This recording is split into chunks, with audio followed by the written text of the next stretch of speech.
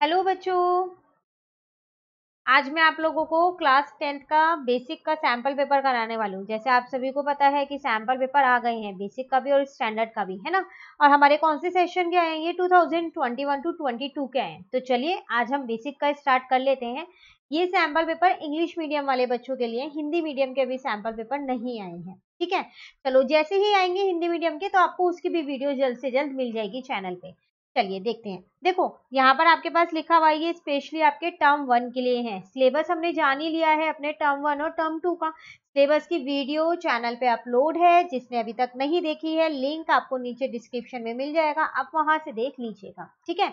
अब ये बेसिक वालों का है। एक बार जल्दी से जनरल इंस्ट्रक्शंस पढ़ लेते हैं, उसके बाद हम क्या करते हैं, अपना सैंपल पेपर सॉल्व करना स्टार्ट करते हैं, ठीक है। देखो यहाँ लिखा हुआ है टाइम अलाउड 90 मिनट्स। आपको 90 मिनट्स मिलेंगे ये पूरा पेपर सॉल्व करने के लिए, मतलब कि इसी पैटर्न पे आपका टर्म 1 का पेपर आएगा, ठीक है। और कितने मार्क्स का आएगा? 40 मार्क्स का आपका पेपर आएगा, ठीक है ना। जनरल इंस्ट्रक्शन में फर्स्ट आपसे कहा जा रहा है the question paper contain 3 parts A B and C. जो आपको क्वेश्चन पेपर मिलेगा उसमें 3 पार्ट होंगे, जैसे कि इसमें भी 3 ही पार्ट हैं, ए बी और सी। अब तीनों पार्ट में देख लेते हैं कितने कितने क्वेश्चन है और कितने हमारे को इंटरनल चॉइस या फिर वैसे चॉइस मिली हुई है, ठीक है। देखो सेक्शन ए में कह रहा है, section A consist of 20 questions of 1 mark each, attempt any 16 question.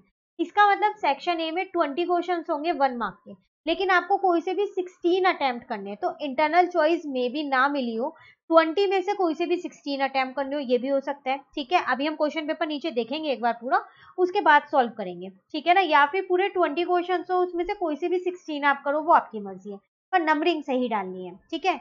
उसके बाद आपसे कह रहे हैं section B consist of 20 questions of 1 marks each. फिर सेक्शन बी में आपके पास 20 ही क्वेश्चंस है और 1 मार्क के हैं, लेकिन इसमें भी लिखा है आगे अटेम्प्ट एनी 16 क्वेश्चंस, तो उसमें भी आपको 16 क्वेश्चंस ही अटेम्प्ट करने हैं। दोनों सेक्शंस में फर्क क्या हुआ? जरूर ऐसा होगा कि एक सेक्शन में एमसीक्यू होंगे और एक में वन वर्ड वाले हो सकते हैं, या फिर जो भी हो, अभी हम नीचे देखने वाले हैं अपना क्वेश्चन पेपर कैसा है, ठीक है ना। पहले इंस्ट्रक्शन समझ लेते हैं ताकि आपको एग्जाम टाइम पे कोई दिक्कत ना हो। देन सेक्शन सी आपसे क्या कह रहा है, consist of 10 question based on 2 case studies, attempt any 8 question. अब जो सेक्शन सी है ना, उसमें आपको केस स्टडी मिलेगी, और केस स्टडी में आपने देखा होगा कि कैसे होता है कि एक क्वेश्चन के 5 पार्ट्स होते हैं एमसीक्यू वाले, उनमें मे बी ऐसे ही होगा, और आपको क्या करना है, कोई से भी 8 अटेम्प्ट करने हैं, ठीक है ना। तो अब आपको पेपर पता चल गया, 3 पार्ट्स में आने वाला है, ए बी और सी। ए और बी में 20 क्वेश्चन आएंगे, दोनों में से आपको 16 क्वेश्चन अटेम्प्ट करने हैं, दोनों में 16, ठीक है। और सेक्शन सी में आपके पास 10 क्वेश्चन आएंगे, जो 2 केस स्टडी के क्वेश्चन है 10, उसमें से आपको 8 अटेम्प्ट करने हैं, ठीक है। चलिए एक बार पेपर देख लेते हैं। Last main point, there is no negative marking. तो नेगेटिव मार्किंग का मतलब होता है अगर आपने बाई चांस कोई क्वेश्चन गलत कर दिया है तो उसके मार्क्स नहीं कटेंगे, तो जो आपने सही किया है सिर्फ आप उसके ही मार्क्स आपको मिलेंगे। नेगेटिव मार्किंग नहीं है, गलत के नंबर नहीं कटेंगे, ठीक है। तो इससे एक बेनिफिट होता है, वो क्या, हमें सारे क्वेश्चंस अटेम्प्ट करके आने चाहिए। कई बार ऐसा होता है तुक्का भी हमारा लग जाता है, काम आ जाता है ना। चलिए शुरू करते हैं। देखो सेक्शन ए यहाँ पर लिखा हुआ है, section A consist of 20 questions, any 16 questions are to be attempted. Section के नीचे भी वो इन्फॉर्मेशन लिख के दिए जो आपको जनरल इंस्ट्रक्शन में लिखी है, ठीक है। पहले देख लेते हैं चॉइस कैसे मिली है, क्या 16 इंटरनल चॉइस नहीं है आपके पास, 20 क्वेश्चन यहाँ खत्म हो गए हैं, इंटरनल चॉइस नहीं है। इन 20 में से कोई से भी 16 आपको अटेम्प्ट करने हैं, नंबरिंग सही डालिएगा बिल्कुल जो आप अटेम्प्ट कर रहे हैं, ठीक है। उसके बाद सेक्शन बी देख लेते हैं एक बार। सेक्शन बी में आपसे क्या कह रहा है, कंसिस्ट ऑफ 20 क्वेश्चंस, वही है, 16 अटेम्प्ट करने हैं। ये भी एमसीक्यू बेस्ड क्वेश्चन ही है, चलो अच्छी बात है, 40 क्वेश्चंस तो एमसीक्यू के ही हो गए हैं। लेकिन मैथ्स में कोई एमसीक्यू का ऐसा बेनिफिट नहीं होता है ना, सॉल्व तो तब भी करने पड़ते हैं। तो इसमें भी कोई इंटरनल चॉइस नहीं है, आपको 20 में से कोई से भी 16 करने, नंबरिंग ठीक डालनी है, ठीक है। देन सेक्शन सी आ गया हमारे पास। यहाँ पर हमसे क्या कह रहा है, case study based question. Section C consist of 10 questions of 1 mark each, attempt 8 questions, any 8 questions are to be attempted. चलो देखते हैं केस स्टडी। फर्स्ट ये है आपके पास 41, हाँ 5 क्वेश्चंस देखो एक केस स्टडी में दिए हैं, और बाकी के 5 क्वेश्चंस जो है वो आपको किसी एक में दे दिए होंगे। ये रहे, मतलब अलग अलग ग्राफ बना के ना आपको अलग अलग क्वेश्चंस भी दे दिया है। ये है जो फिगर आपको दी हुई है ना, आपको उसको रीड करना है, अच्छे से समझना है, उससे रिलेटेड एक एमसीक्यू दिया हुआ है वो करना है। वो नहीं आता आप स्किप कर सकते हो, आगे फिर आपको दूसरे क्वेश्चन में दूसरी फिगर बनी हुई है, जैसे आप 49 में देख लो और 50 में देख लो, दोनों में दो में अलग अलग फिगर है ना। 49 नहीं आता 50 कर सकते हो, 50 नहीं आता 49 कर सकते हो, ये कर सकते हो। सेम ऐसे ही 48 के लिए भी आपको यहाँ ऑप्शन दिए हैं, 47 भी है, ठीक है ना। तो ये केस स्टडी है, कोई से भी 8 करनी है, जो अच्छे से आते हो ना वो ही करना, ठीक है। चलिए, तो आज हम कौन सा सेक्शन करें, तीनों सेक्शन तो एक साथ नहीं हो पाएंगे, तो ऐसा करते हैं आज हम सेक्शन ए कंप्लीट कर लेते हैं, जो 20 क्वेश्चन है, 1 मार्क की 16 करनी है, लेकिन हम पूरे 20 करेंगे यहाँ पर, ताकि आपको 20 क्वेश्चन आ जाए, एग्जाम में आप कोई से भी 16 करना, ठीक है। चलिए शुरू करते हैं। देखो, क्वेश्चन नंबर 1 है आपके पास, प्रोबेबिलिटी। वो सबसे पहले आसान चैप्टर का क्वेश्चन आया, देखते हैं चलो। A box contain cards numbered 6 to 15. A card is drawn at random from the box. The probability that the drawn card has the number which is a perfect square like 4, 9 and so on. देखो पहले question समझते हैं, बिल्कुल ना धीरे धीरे सारे questions को समझेंगे, ये नहीं है एमसीक्यू है तो रैंडमली किसी भी एक ऑप्शन पे हमने टिक करा, सही है तो सही है, गलत है तो गलत है, नहीं। आप यहाँ पर अच्छे से इन क्वेश्चंस को समझ लीजिए, क्योंकि सैम्पल पेपर्स बहुत इंपॉर्टेंट होते हैं, ठीक है। देखो, आपसे यहाँ क्या कह रहा है, आपके पास एक बॉक्स है, उसके अंदर आपने कुछ कार्ड्स डाले हैं 6 to 50 नंबर तक के, नंबर्स लिख के डाल दिया होगा। अब आपने क्या किया, एक कार्ड उसमें से रैंडमली निकाल लिया है, मतलब कि बिना देखे वो निकाला उसमें से कार्ड। अब वो आपसे कह रहा है कि आप मुझे प्रोबेबिलिटी बताओ कि जो आपने कार्ड निकाला है वो आपका परफेक्ट स्क्वायर है। सबसे पहली बात तो कई बच्चों को यहाँ डाउट होता है परफेक्ट स्क्वायर क्या चीज है। तो देखो, परफेक्ट स्क्वायर कुछ नहीं है, इसका मतलब वो है जो किसी का परफेक्टली स्क्वायर हो, जैसे कि अगर मैं आपको एग्जांपल दूं, 2 into 2 आप यहाँ लिख सकते हो, अगर मैं यहाँ लिखूं 4, ये परफेक्ट स्क्वायर है। फिर 3 into 3 9, ये परफेक्ट स्क्वायर है। 4 into 4 16, ये परफेक्ट स्क्वायर है। तो सेम सेम नंबर की मल्टीप्लीकेशन है, ठीक है, उन्हें हम बोलते हैं परफेक्ट स्क्वायर, ठीक है। अब वो यहाँ पर आपसे कह रहा है कार्ड है 6 to 50 तक के, तो अगर देखा जाए तो इसमें कितने परफेक्ट स्क्वायर होंगे मेरे पास, देखो यहाँ पर देखें कितने होंगे। तो देखो 2 2 जब 4 होगा इसके अंदर, नहीं होगा। क्यों नहीं होगा, क्योंकि नंबर ही हमने 6 से डाले हैं, तो 4 कहाँ से हो जाएगा, तो ये तो होगा ही नहीं। उसके बाद 3 3 जा 9, 4 4 जा 16, 5 5 जा 25, 6 6 जा 36, 7 7 जा 49, 8 8 जा 64, होगा 64? नहीं, नहीं होगा। क्यों नहीं होगा, क्योंकि नंबर ही 50 तक डाले हैं, 64 तो उसके बाद आता है, तो वो नहीं होगा। इसका मतलब हमारे पास परफेक्ट स्क्वायर के नंबर उस कार्ड के अंदर सिर्फ 5 है ना, 5। और टोटल कार्ड उसके अंदर हैं कितने। कई बार हम यहाँ पर एक गलती कर जाते हैं, बिल्कुल ध्यान से देखना क्या गलती हम लोग करते हैं, ठीक है। मतलब आप लोग क्या वो मिस्टेक करते हो, टोटल कार्ड निकालने के लिए आप क्या करते हो, 50 में से 6 को माइनस कर देते हो, 44 आपका आंसर आ गया, ये आपके टोटल कार्ड है। नहीं, ये गलत है। टोटल कार्ड 44 नहीं है, टोटल कार्ड 45 है। अब आप सोच रहे होंगे 45 कैसे है टोटल कार्ड, वो भी पता लगना चाहिए, बिल्कुल। तो देखो 6 7 8 9 10, 5 कार्ड तो यही हो गए। अब बाकी 10 के बाद 11 से 50 तक के 40 कार्ड्स हो गए, तो कितने हो गए, 45 कार्ड्स हैं टोटल, 40 नहीं है, ठीक है। तो इसका मतलब 5 अपॉन में 45 आपका आंसर आ गया। ऑप्शन में तो ये आंसर ही नहीं है, तो इसे लोएस्ट फॉर्म में लिख देते हैं। 5 1 जा 5, 5 9 जा 45, 1/9 आपका आंसर। क्लियर। हाँ, एक और चीज मैंने आपको नहीं बताई, इसकी ना आपको मार्किंग स्कीम दे रखी है, ठीक है, मैंने वो भी लगाई है यहाँ पर आपको दिखाने के लिए। देखो यहाँ पर है ये रही मार्किंग स्कीम, इसमें ना आंसर्स लिखे हुए हैं, तो जिन बच्चों को सिर्फ आंसर आंसर ही देखने हैं वो ये मार्किंग स्कीम से कर सकते हैं।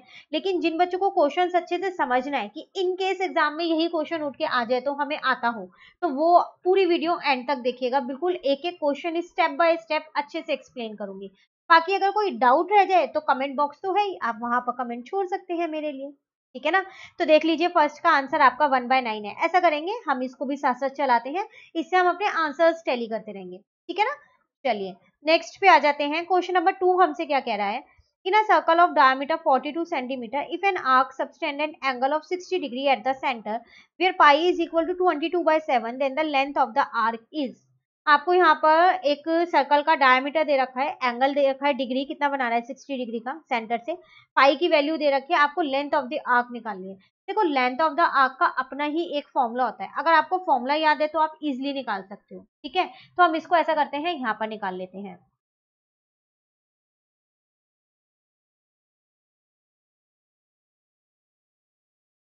तो फॉर्मूला याद है? अगर याद नहीं है तो इस चैप्टर से रिलेटेड जितने भी फॉर्मूलेज है ना, मैंने उसकी वीडियो बना रखी है, चैनल पे अपलोड है, लिंक नीचे डिस्क्रिप्शन बॉक्स में है, वहां से आप सारे फॉर्मूलेज अपनी कॉपी में लिख सकते हैं।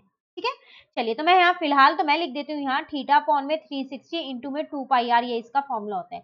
सब चीज हमें गिवन है, थीटा हमें 60 गिवन है, अपॉन में 360 ऐसे ही है, 2 हमें यहाँ पर है, पाई स्पेशली लिख के दिया है 22/7, तो वही लेंगे। अब बात आती है आर क्या हमको गिवन है?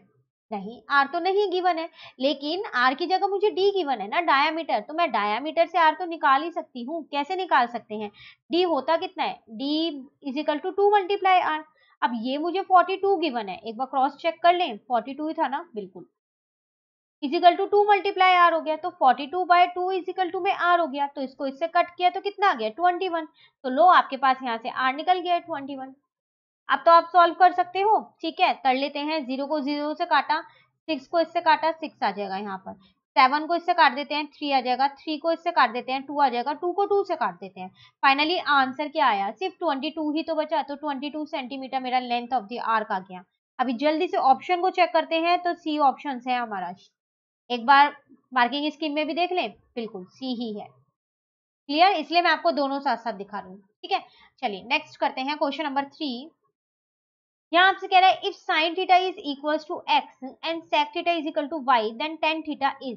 देखो साइन थीटा, आपको साइन थीटा की वैल्यू दे रखी है और सेक थीटा की वैल्यू दे रखी है, आपको टेन थीटा निकालना है। तो ऐसा करते हैं, पहले ना हम यहाँ पर लिख लेते हैं कि टेन थीटा होता क्या है। देखो टेन थीटा को मैं ये लिख सकती हूँ ना, साइन थीटा अपॉन में कॉस थीटा लिख सकती हूँ, साइन थीटा अपॉन में कॉस थीटा। ये फॉर्मुलेज आपको टिग्नोमेट्री के याद होने चाहिए बहुत ही अच्छे से। अब बात आती है, इतने सारे फॉर्मुलेज है ना टिग्नोमेट्री में, तो वो कैसे याद होंगे? बहुत मुश्किल है याद करना। तो इसकी एक आसान ट्रिक होती है याद करने की, और वो ट्रिक की वीडियो भी चैनल पे अपलोड है और उसका लिंक भी नीचे डिस्क्रिप्शन में है। तो अगर आप वो वीडियो एक बार भी देख लोगे ना, तो सारी ट्रिक्स आपको अच्छे से आ जाएंगी और ये टिग्नोमेट्री बिल्कुल माइंड के अंदर सेट हो जाएगा आपका। ठीक है, तो चलिए अभी तो फिलहाल हम यहाँ पर ये फॉर्मूला याद कर लेते हैं, tan theta is equal to sine theta upon में cos थीटा। ठीक है, अब देखो मैं इसको ये लिख सकती हूँ ना, साइन थीटा इंटू में 1 अपॉन में cos थीटा। मैंने क्या किया है, cos थीटा डिनोमिनेटर को थोड़ा सेपरेट कर दिया है, तो साइन थीटा, चलो फिलहाल साइन थीटा ही रहने देते हैं, cos थीटा को sec थीटा लिख सकते हैं। क्यों? क्योंकि 1 अपॉन में cos थीटा क्या होता है? sec theta. एक चीज याद रखिएगा, sec cos का उल्टा होता है और cos sec का उल्टा होता है। ठीक है, चलिए वैल्यूज गिवन है मुझे, साइन थीटा एक्स है और सेक थीटा वाई है, तो एक्स इंटू में वाई, तो फाइनली मेरा आंसर आ गया यहाँ पर एक्स वाई। ठीक है, ऑप्शन में है एक्स वाई, बिल्कुल है, ए है इसका आंसर थर्ड वाले का। एक बार चेक कर लें अपने मार्किंग स्कीम से, ये लो एक्स वाई। क्लियर? चलिए क्वेश्चन नंबर 4 पे आ गए। क्वेश्चन नंबर 4 हमसे क्या कह रहे हैं यहाँ पर, the pair of linear equation y is equal to 0 and y is equal to -5 has. देखो आपसे कह रहा है, आपको एक लीनियर इक्वेशन का पेयर दे रखा है जहां पर y 0 है और y -5 है। तो अगर आप देखो यहाँ पर, तो 0 तो यहीं पर ही आ जाएगा, इसी वाली लाइन पे आ जाएगा। अब y इज इक्वल टू 5 में मान लेती हूँ, यहाँ पर है कहीं पर 5 वैल्यू y की। अब एक चीज ध्यान से देखो, जब y 5 है तो इसका मतलब x उस केस में 0 होगा, होगा नहीं होगा? तो ये तो पैरेलल लाइंस बन गई, y एक्सिस जो ये y लाइन है ये x एक्सिस के पैरेलल बनी ना। और जब भी हमारी पैरेलल लाइंस होती हैं तो कौन से सॉल्यूशन होते हैं? 1 solution, 2 solution, infinitely many solution या नो सॉल्यूशन। ये हमने चैप्टर नंबर 3 में समझा है। पूरा चैप्टर नंबर 3 चैनल पे अपलोड है एनसीईआरटी से, प्लस उससे रिलेटेड जितनी वर्कशीट्स हैं वो भी चैनल पे अपलोड है। सबका लिंक नीचे है डिस्क्रिप्शन में। तो इस वीडियो के बाद सारे डिस्क्रिप्शन में जितने भी लिंक है ना, अच्छे से उन्हें भी कर लीजिएगा ताकि ये सैम्पल पेपर बिल्कुल अच्छे से आ जाए। ठीक है, तो जब भी पैरेलल लाइंस होती है तो हमारा उस केस में नो सॉल्यूशन हो। ठीक है, तो इसका आंसर है हमारे पास डी। मार्किंग स्कीम से चेक कर ले एक बारी, बिल्कुल डी आंसर है। क्लियर? चलिए नेक्स्ट पे आ जाते हैं। अगेन प्रोबेबिलिटी का क्वेश्चन आ गया है। A fair die is thrown once, the probability of even composite number. पहला क्वेश्चन यहाँ पर ये उठता है कि कंपोजिट नंबर क्या होते हैं। कई बच्चों को पता है लेकिन कई बच्चे भूल गए हैं, पता तो सबको है पर कई भूल गए हैं, तो चलो याद कर लेते हैं। कंपोजिट नंबर वो नंबर्स होते हैं जो औरों की टेबल में भी आते हैं। फॉर एग्जाम्पल 4 आप कह सकते हो, 9 आप कह सकते हो, 6 आप कह सकते हो, 12 आप कह सकते हो। 13 कंपोजिट नंबर है? नहीं, 13 कंपोजिट नहीं है। क्यों नहीं है? क्योंकि वो प्राइम नंबर है, वो सिर्फ अपनी और 1 की टेबल में आता है। तो कंपोजिट नंबर वो होते हैं जिनके 2 से ज्यादा फैक्टर्स होते हैं। ठीक है। अब यहाँ इवन कंपोजिट नंबर चाहिए, प्लस आपने एक डाइस जो होता है लूडो में गेम खेलते हैं ना, उसमें जो डाइस यूज होता है वो, तो उसमें नंबर होते हैं मेरे पास 1 2 3 4 5 6। अब इसमें इवन कंपोजिट नंबर चाहिए, तो देखो देखा जाए तो इवन नंबर इसके अंदर तीन ही है, एक 2 एक 4 एक 6। पर 2 मेरा कंपोजिट नंबर नहीं है, 2 मेरा प्राइम नंबर है, क्योंकि वो सिर्फ अपनी ही टेबल में आता है और 1 की टेबल में आता है। बचे दो नंबर 4 और 6, तो वो मेरे हैं कंपोजिट नंबर। तो ऊपर तो 2 आ जाएगा और नीचे टोटल है 6, तो आंसर कट होके आ जाएगा 1/3। तो इसका आंसर आ गया है बी। क्लियर? चेक कर लें एक बार जल्दी से, 1/3। क्लियर है? चलिए नेक्स्ट करते हैं। नेक्स्ट क्वेश्चन में आपसे क्या कह रहा है, 8 chair and 5 table cost rupees 10,500 while 5 chairs and 3 table cost rupees 6,450 6,450 the cost of each chair will be। देखो यहाँ पर आपको ना टेबल और चेयर दे रखा है और दो केस दे रखे हैं। अगर आप 8 चेयर और 5 टेबल लेते हो तो 10,500 रुपए लगेंगे, ठीक है। लेकिन अगर आप 5 चेयर और 3 टेबल लेते हो तो 6,450 रुपए लगेंगे। अब आप मुझे ये बताओ कि एक चेयर की कॉस्ट है कितनी। तो यहाँ तो इक्वेशन बना के सॉल्व करना पड़ेगा, तो चलो बना लेते हैं इक्वेशन। तो शॉर्ट में कर लेते हैं, एमसीक्यू है। मैंने क्या किया है, चेयर को मैंने एक्स मान लिया, यहाँ शॉर्ट में लिख देती हूँ मैं। क्वेश्चन नंबर है हमारे पास 6, ठीक है। मैं शॉर्ट में लिख रही हूँ, एमसीक्यू है इसलिए। लेट चेयर कॉस्ट मैंने एक्स मान ली है और टेबल कॉस्ट मैंने क्या मान ली है यहाँ पर, वाई मान ली है। अकॉर्डिंग टू क्वेश्चन देखे तो दो इक्वेशंस मेरी यहाँ बन रही है, linear equation in two variable का केस हो गया है ये मेरा। अब ये 8x + 5 है Y is equals to 10,500 and next is 5x plus 3y is equals to 6,450। Check कर लें एक बारी। ठीक है, सॉल्यूशन में हमारे को यही इक्वेशन दोनों बना के दे रखी है। ठीक है, अब आपको सॉल्व करना है यहाँ पर। तो चलिए अब हम यहाँ सॉल्व करते हैं। कोई से भी मेथड से कर सकते हैं हम। एक सेकेंड, यहाँ पर 5 था ना।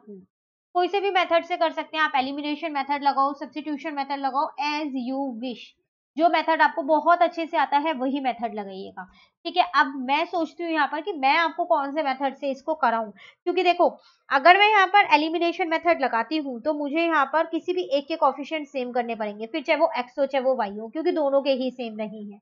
ठीक है, और अगर मैं सब्स्टिट्यूशन मेथड लगाती हूँ तो मुझे ऐसा लग रहा है ये थोड़ा सा लेंदी हो जाएगा, है ना। तो चलो एलिमिनेशन मेथड ही लगा देते हैं। इक्वेशन 1 और इक्वेशन 2 मान लेते हैं, किसके कोफिशिएंट सेम करें।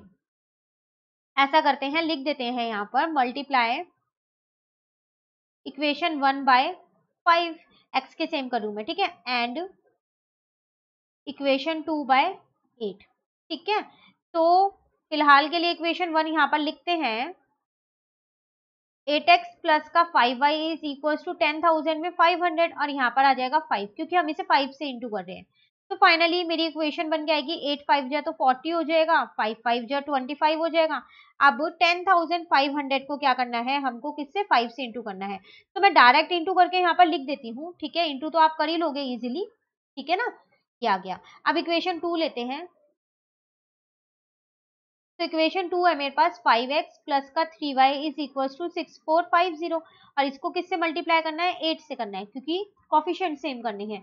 तो 8 5 जा तो 40x हो गया और 3 8 जा 24y हो गया।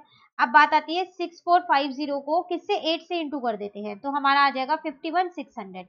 इसको मैंने इक्वेशन 3 मान लिया और इसको मैंने इक्वेशन 4 मान लिया, ठीक है ना। अब इन दोनों को सॉल्व कर देते हैं, तो यहाँ लिख देते हैं solving equation 3 and 4 by elimination method. ठीक है, फिर मैं बोलूंगी आप इसे सब्स्टिट्यूशन से भी सॉल्व कर सकते हो।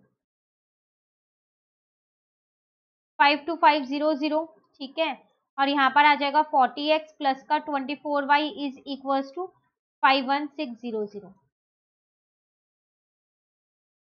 अभी क्या किया जाए, साइन डिफरेंट करने पड़ेंगे क्योंकि दोनों ही प्लस के हैं। ये तो कट होगा, यहाँ पर बचा 1y। अब क्या करते हैं, इसमें से 52,500 में से 51,600 को हटा देते हैं तो 900 बचा। चलिए y आ गया। लेकिन लेकिन लेकिन एक छोटी सी चीज, हमने टेबल की कॉस्ट निकाल दी है, हमें चेयर की निकालनी थी। तो कोई बात नहीं, किसी भी एक इक्वेशन में इसको पुट कर देते हैं जल्दी से। तो पुट इन इक्वेशन 1 कर देते हैं, आसान है वो, इसीलिए इक्वेशन 1 है हमारे पास 8x plus 5y is equal to 10,500। ठीक है ना।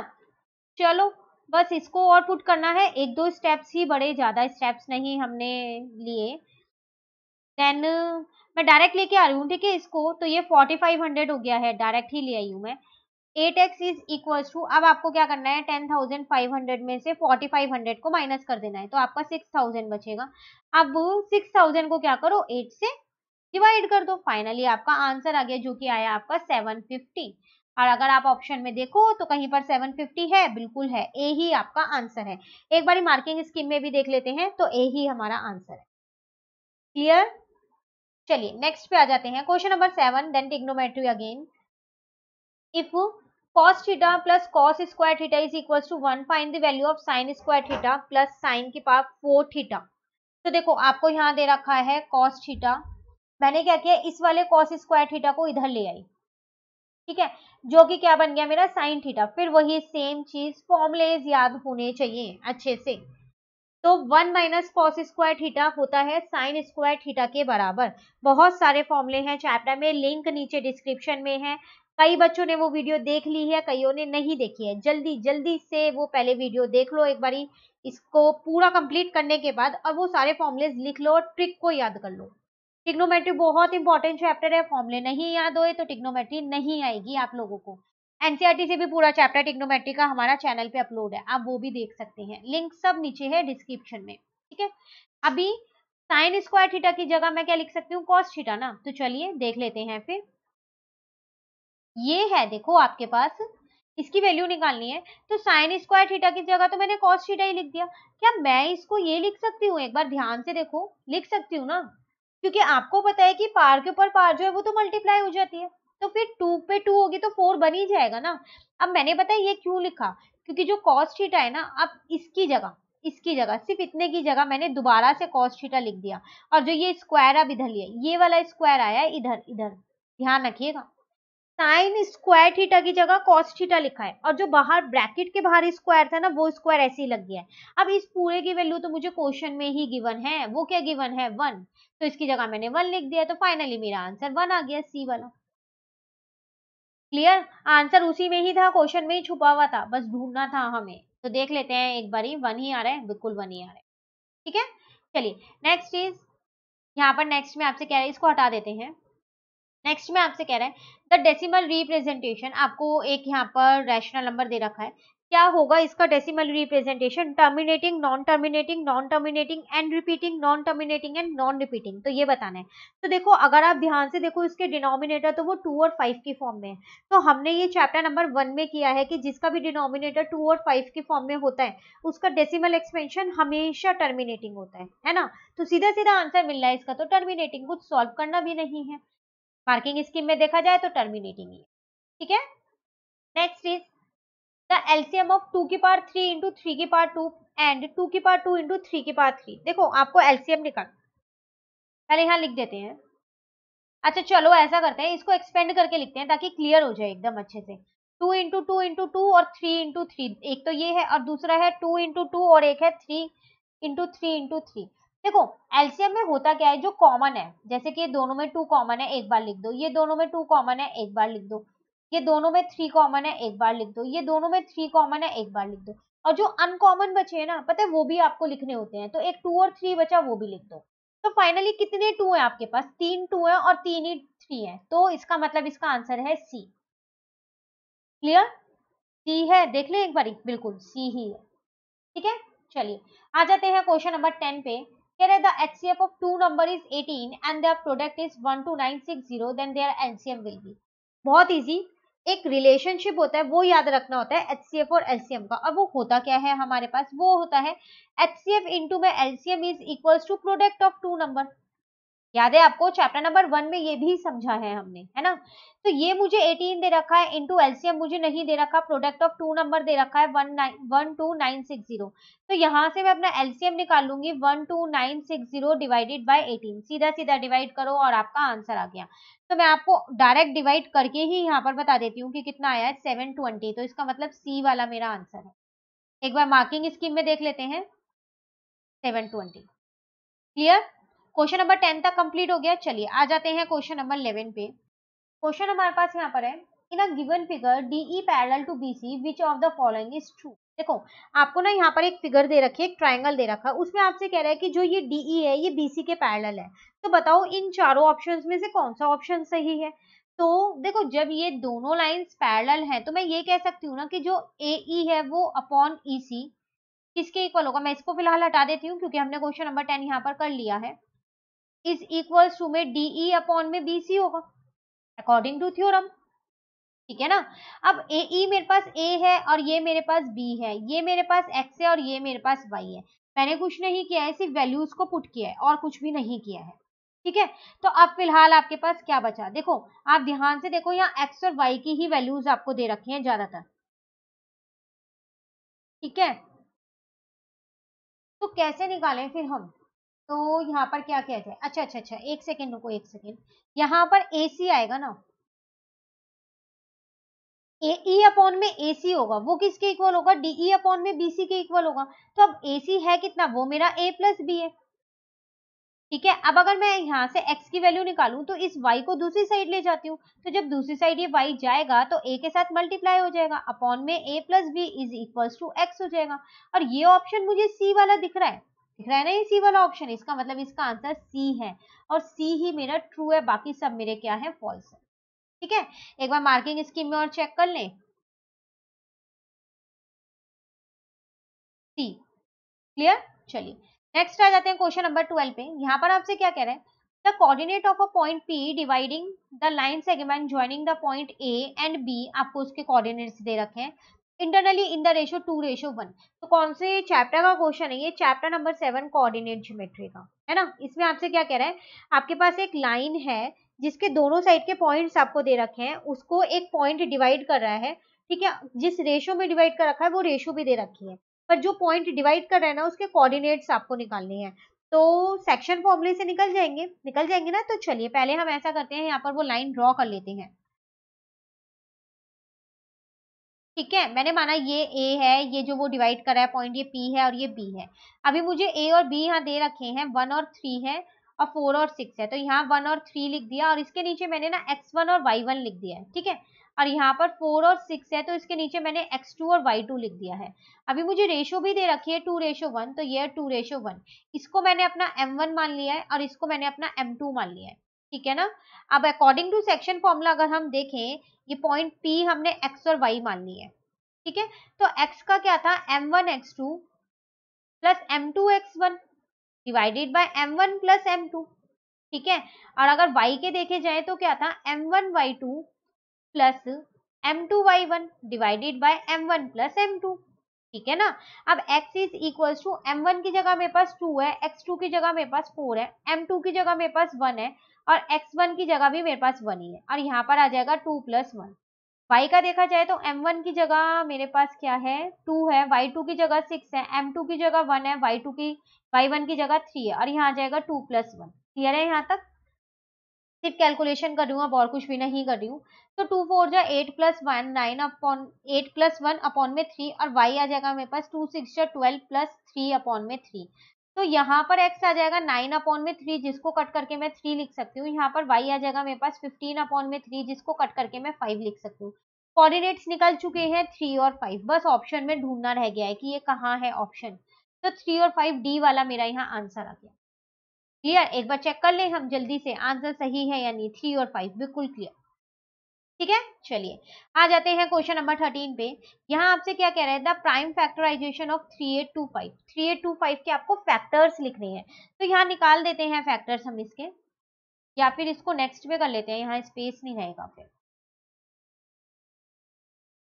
तो 3825 है, देखो ये तो देख के ही पता चल रहा है कि पहले 5 से डिवाइड हो रहा है, वैसे ये 10 15 3 से भी डिवाइड हो रहा है अगर हम 3 का डिविजिबिलिटी रूल लगाते हैं तो चलो पहले 3 से ही कर देते हैं फिर। तो यहाँ पर आ जाएगा 1275, ठीक है। 7 प्लस 5 12 13 14 15, अभी भी ये 3 से डिवाइड हो रहा है। तो चलिए ऐसा करते हैं, फिर इसे एक बार और 3 से डिवाइड कर देते हैं, तो अभी आ जाएगा 425, ठीक है। 4 6 और 5, अब ये 3 से डिवाइड नहीं हो रहा, इसका मतलब ये फाइनली 5 से ही डिवाइड होगा।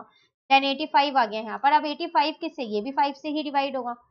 ठीक है 17। अब 17 तो अपनी टेबल में आता है, क्यों? क्योंकि वो प्राइम नंबर है। तो 3 है 2 बार, 5 भी 2 बार है और 17 एक बार है। तो कहाँ पर है? मुझे सी ऑप्शन दिख रहा है, दिख रहा है सी ऑप्शन। 3 की पावर, बस ये एक्सपोनेंशियल फॉर्म में लिखा है, 3 की पावर 2, 5 की पावर 2 इंटू में 17। एक बार चेक कर लेते हैं, ऑप्शन अपना सी ही है। क्लियर? क्वेश्चन नंबर 13 तक क्लियर हो गया। चलिए आ जाते हैं हम क्वेश्चन नंबर 14 पे। तो देखो यहाँ लिखा है, in the figure given below, AD is equals to 4 centimeter, BD is equal to 3 centimeter and CB is equal to 12 centimeter. Then cot theta equals. ये आपके पास किसका क्वेश्चन है? टिग्नोमेट्री का क्वेश्चन है, चैप्टर नंबर 8 का। लेकिन फिगर देख के लग नहीं रहा ना ये टिग्नोमेट्री का क्वेश्चन है, बट कॉट थीटा निकालना है, इसलिए ये टिग्नोमेट्री का क्वेश्चन है। चलिए पहले फिगर देख लेते हैं क्या है। देखो आपको यहाँ पर ये एडी दे रखा है 4, बीडी कहाँ पर है भाई? बीडी दे रखा है 3, ठीक है, और सीबी ये दे रखा है 12। अब बात आती है कॉट थीटा निकालना है, तो कॉट थीटा निकाले कैसे? देखो एक राइट एंगल ट्राइंगल है, ये तो देखने से ही पता चला है क्योंकि 90 डिग्री का एंगल बना हुआ है। तो हमने चैप्टर नंबर 8 जब हमने एनसीईआरटी से चैप्टर किया था ना, चैप्टर चैनल पे अपलोड है, मैं आपको सेकंड टाइम ये बात बता रही हूँ, तो आप एनसीईआरटी से पूरा चैप्टर कर लीजिएगा ये, प्लस इसके फॉर्मुलेस कर लीजिएगा। तो देखो एक छोटी सी चीज है, जब भी आपके पास ट्रिग्नोमेट्री आए हमेशा आप पेज के साइड में ये जरूर लिख लें, पंडित बद्री प्रसाद हर हर बोले। इसको हमेशा याद रखना, हमेशा ट्रिग्नोमेट्री में ये बहुत ज्यादा काम आता है। अब ये है क्या चीज वो भी एक बार देख लेते हैं। ये होता है साइन, ये होता है कॉस, ये होता है टेन। नीचे से ऊपर जाओगे उल्टा हो जाएगा। तो टेन थीटा मेरे पास है यहाँ पर पी अपॉन में बी, और कॉट थीटा टेन थीटा का उल्टा होता है। तो कॉट थीटा मेरे पास यहाँ पर क्या हो जाएगा? वो हो जाएगा बी अपॉन में पी। तो देखो अगर मैं यहाँ सिर्फ इस वाले ट्राइंगल को देखूं जिसको मैं हाईलाइट कर दूं फिलहाल ये वाला, तो कॉट थीटा मेरा यहाँ है, ठीक है ना। अब मेरे को यहाँ पर बेस तो मिल गया 12 है, लेकिन ना मेरे को यहाँ पर वो नहीं मिला। क्या नहीं मिला? अपना परपेंडिकुलर नहीं मिल रहा है एबी। एबी मुझे चाहिएगा। अभी एबी मैं निकालूं कैसे? एबी तो मेन है निकालना है यहाँ पर। तो चलो ऐसा करते हैं हम, एक और ट्राइंगल भी तो बना हुआ है ना, इसको इरेज करो जरा। एक ये वाला छोटा सा ट्राइंगल भी तो बना है जिसकी दो चीजें मुझे पता है, तो मैं तीसरी चीज निकाल सकती हूँ। ऐसा करते हैं, पहले ये ए बी ना इस वाले ट्राइंगल से निकाल लेते हैं, छोटे वाले से। वो भी राइट एंगल ट्राइंगल है, तो मैं पाइथागोरस थ्योरम से निकाल पाऊंगी इसको। अब बात आती है हाइपोटेन्यूज कौन सा है? तो राइट एंगल ट्राइंगल के सामने वाला होता है, जो सॉरी राइट एंगल होता है उसके सामने वाला है। तो देखो ये रहा राइट एंगल, ये रहा, इसके सामने वाला ही तो होगा ये वाला। तो मैं ये लिख सकती हूँ ना इसके अंदर, तो ए बी का square is equal to A D का स्क्वायर प्लस बी डी का स्क्वायर लिख सकती हूँ मैं यहाँ पर। ए बी तो मुझको खैर नहीं पता है, एडी मुझे पता है 4 का स्क्वायर, बीडी मुझे पता है 3 का स्क्वायर। तो 4 का स्क्वायर 16, 3 का ये स्क्वायर है 32 मत समझ लेना, 3 का स्क्वायर 9। तो ए बी का स्क्वायर मेरे पास कितना आ गया? 25। यहाँ से मैं ये कह सकती हूँ कि ए बी निकल के आ गया मेरे पास 5, आ गया ए बी 5। अब तो आप कॉट थीटा निकाल पाओगे इजिली। तो बेस आपको 12 दे रखा है और ये आपको 5 निकल के आ गया A B. Perpendicular A B ही तो है, तो इसका मतलब फाइनली आपका आंसर कितना आ गया? तो आपका आंसर यहाँ पर आ गया 12/5 डी ऑप्शन। क्लियर? एक बार मार्किंग स्कीम में और देख लेते हैं, डी ऑप्शन है, ठीक है। चलिए आ जाते हैं हम अपने क्वेश्चन नंबर 15 पे।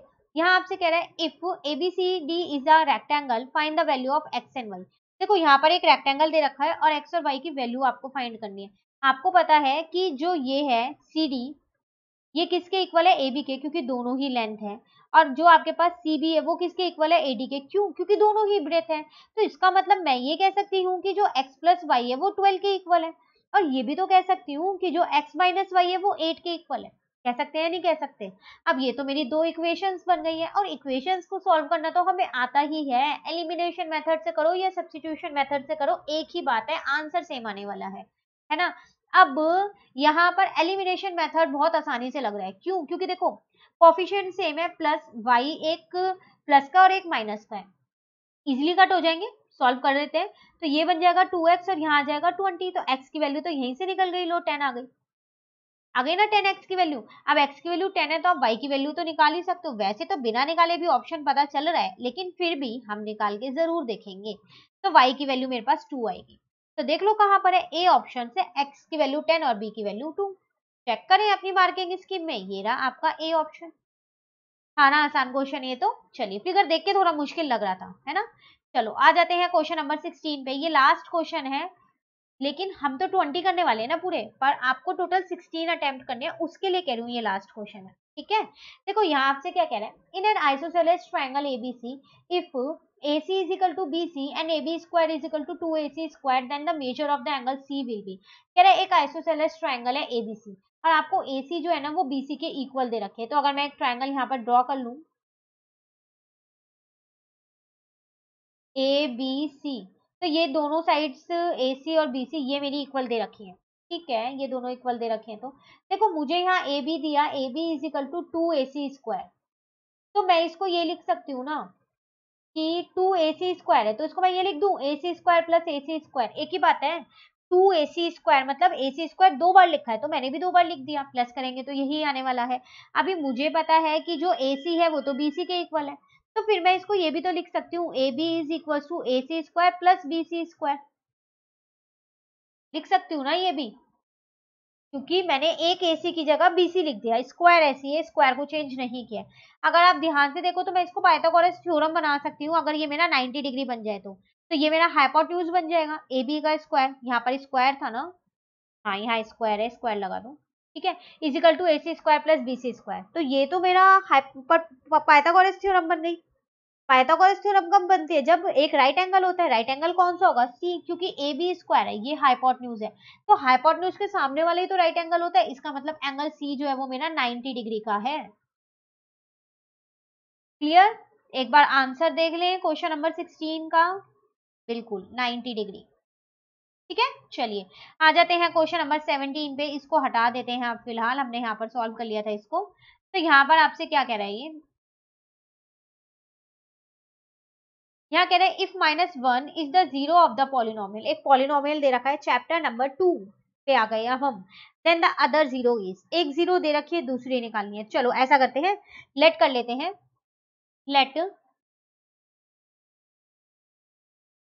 अदर जीरो भी बी। ठीक है, तो देखो मैंने एक चीज आप लोगों को चैप्टर नंबर 2 में सिखाई थी कि सम ऑफ जीरोस जो होता है वो होता है -b/a।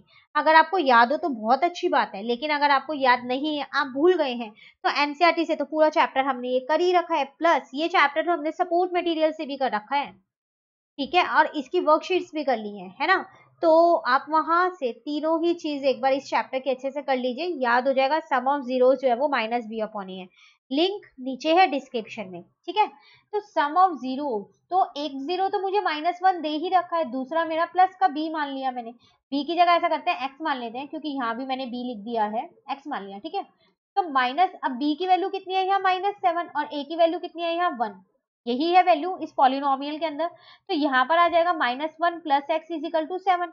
तो ये जो -1 है अगर मैं इसको दूसरी साइड ले जाऊं तो ये तो मेरा प्लस का बन जाएगा, तो यहाँ से मेरे पास x की वैल्यू आ जाएगी 7 + 1 जो कि आ गई मेरी 8, तो इसका मतलब मेरा डी आंसर आ गया।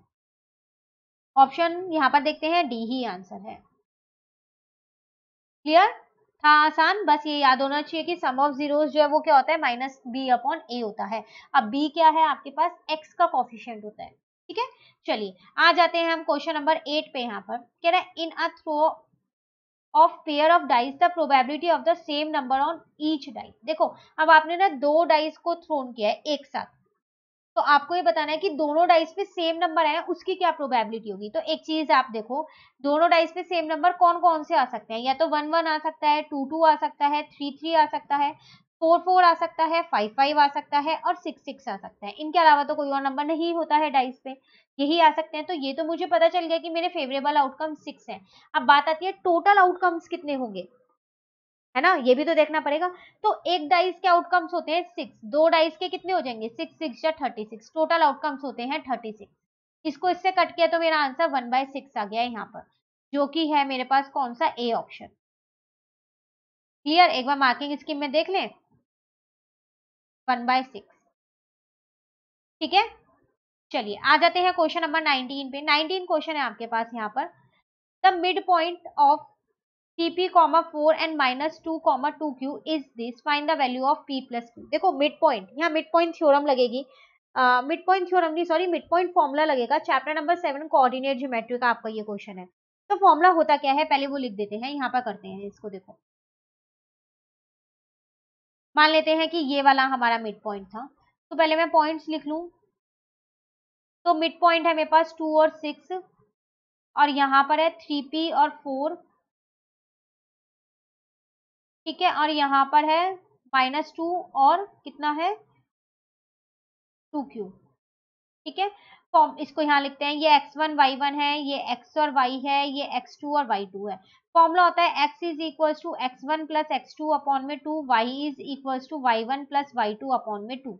जो जो जैसे जैसे है वैल्यूज को रखते चलते हैं। चलो, x की जगह पर मैंने रखा 2, x1 की जगह पे रखा 3p, x2 की जगह पे रखा -2 अपॉन का 2 ऐसी है, लाइन डाल देते हैं यहाँ। इसकी जगह 6 रखा, y1 की जगह 4 रखा, y2 की जगह मैंने 2q रखा, अपॉन में 2 ऐसी है।